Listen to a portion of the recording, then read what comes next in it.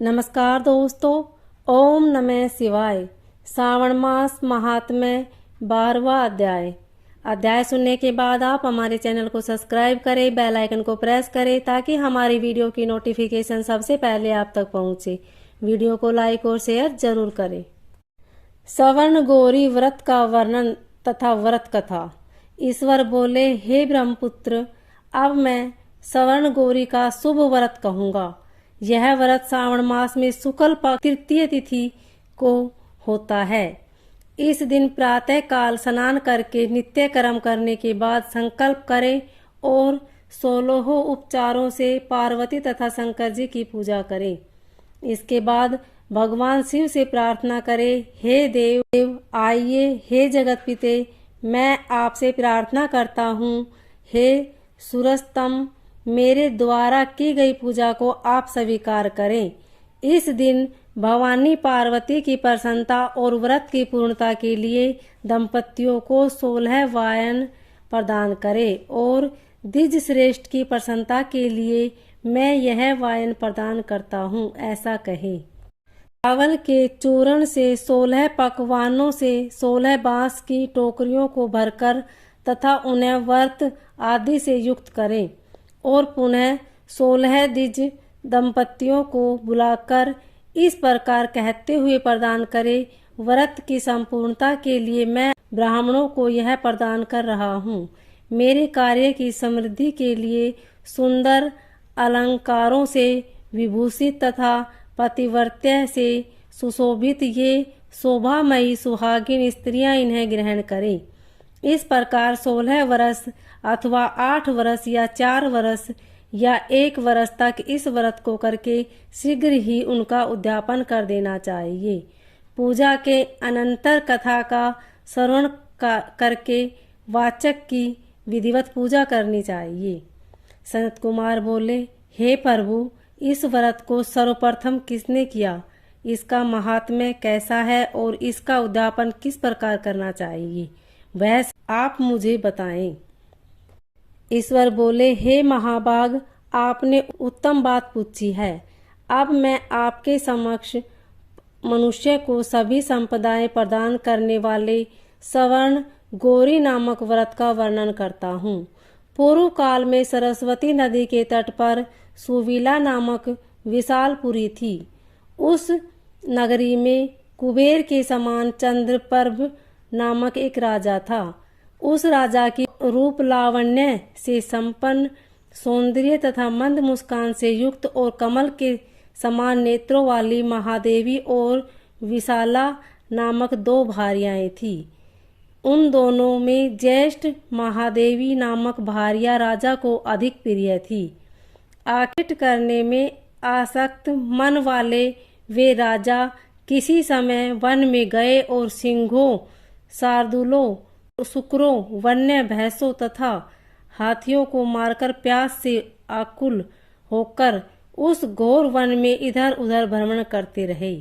राजा ने उस वन में चकवा चकवी तथा बतखों से युक्त भंवरों तथा पीकों से संवित और विकसित मल्लिका, चमेली, कुमुद तथा कमल से सुशोभित अप्सराओं का एक सुंदर सरोवर देखा। उस सरोवर के तट पर आकर उसका जल पीकर राजा ने भक्ति पूर्वक गौरी का पूजन करती हुई अप्सराओं को देखा। तब कमल के समान नेत्रों वाले राजा ने उनसे पूछा, आप लोग यह क्या कर रही हैं? इस पर उन सब ने कहा, हम लोग सवर्ण गौरी नामक उत्तम व्रत कर रही हैं। यह व्रत मनुष्यों को सभी संपदाएं प्रदान करने वाला है। हे नृपश्रेष्ठ, आप भी इस व्रत को कीजिए। राजा बोले, इसका विधान कैसा है और इसका फल क्या है, मुझे यह सब विस्तार से बताएं। तब वे सारी स्त्रियां बताने लगी, हे राजन, यह सवर्ण गौरी नामक व्रत श्रावण मास के शुक्ल पक्ष की तृतीया को किया जाता है। इस व्रत में भक्ति पूर्वक अत्यंत प्रसन्नता के साथ पार्वती तथा शिव की पूजा करनी चाहिए। पुरुष को 16 तारों वाला एक डोरा दाहिने हाथ में बांधना चाहिए। स्त्रियों के लिए बाएं हाथ में या गले में इस डोरे को बांधना चाहिए। यह सब सुनने के बाद संयत वाले राजा ने भी उस व्रत को संपन्न करके 16 धागों से युक्त डोरे को अपने दाहिने हाथ में बांध लिया। उन्होंने कहा, हे देव देवेशी, मैं इस डोरे को बांधता हूँ, आप मेरे ऊपर प्रसन्न हो और मेरा कल्याण करें।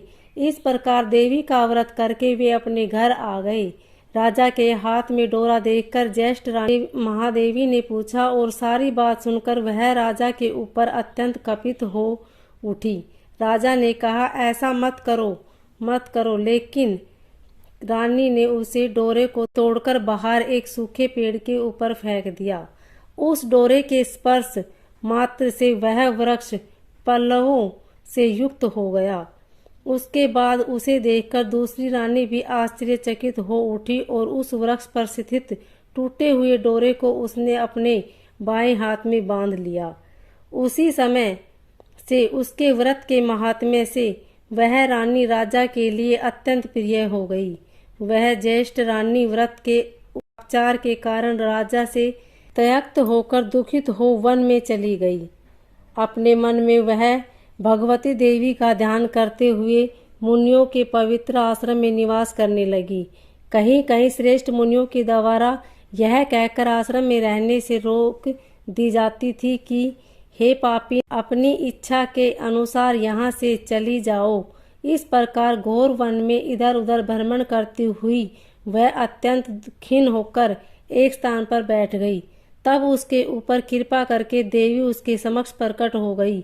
उन्हें देखकर वह रानी भूमि पर दंडवत प्रणाम करके उनकी स्तुति करने लगी। हे देवी, आपकी जय हो, आपको नमस्कार है। हे भक्तों को वर देने वाली, आपकी जय हो। शंकर के वाम भाग में विराजने वाली आप, हे मंगल मंडले, आपकी जय हो। तब देवी की भक्ति के द्वारा वरदान प्राप्त करके और उन गौरी की अर्चना करके उसने जो व्रत किया उसके प्रभाव से रानी के पति उसे घर ले आए। उसके बाद देवी की कृपा से उसकी सभी कामनाएं पूर्ण हो गई। राजा सभी समृद्धियों से उत्पन्न होकर उन दोनों के साथ पूर्ण रूप से राज्य करने लगे। अंत में राजा ने उन दोनों रानियों सहित शिव पद को प्राप्त किया। जो सवर्ण गौरी के इस उत्तम व्रत को करता है वह मेरा तथा गौरी का अत्यंत प्रिय होता है और विपुल लक्ष्मी प्राप्त करके भूलोक में शत्रु समूह को पराजित कर शिवजी के विशुद्ध लोक को जाता है। हे संत कुमार, अब आप दंतचित होकर इस व्रत के उद्यापन की विधि सुनिए। चंद्रमा तथा ताराबल से युक्त शुभ तिथि तथा शुभ वार में एक मंडप बनाकर उसके मध्य में अष्टदल कमल के ऊपर धान्य रखकर उस पर एक कुंभ स्थापित करें। पुनः उसके ऊपर 16 पल प्रमाण का बना हुआ एक तिल पूरित ताम्र में पूर्ण पात्र रखें और उस पर पार्वती शंकर की 2 प्रतिमाएं स्थापित करें। शिवजी की प्रतिमा श्वेत वर्ण के 2 वस्त्रों तथा शुक्ल वर्ण के यज्ञोपवीत से सुशोभित हो। उसके बाद वेदोक्त मंत्रों से विधि पूर्वक उनकी प्रतिष्ठा करें और भली भांति पूजा करके रात्रि में जागरण करें।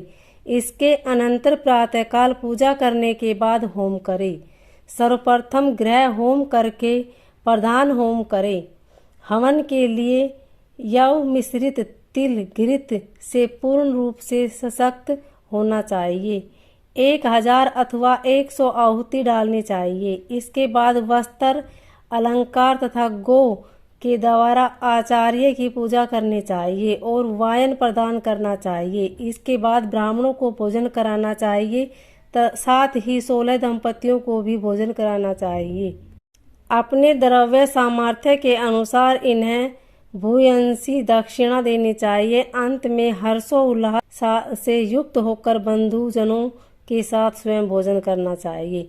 इस प्रकार श्री स्कंद पुराण के अंतर्गत ईश्वर संत कुमार संवाद में श्रावण मास महात्म्य में तृतीया और सवर्ण गौरी व्रत कथन नामक 11वां अध्याय पूर्ण हुआ। ओम नमः शिवाय।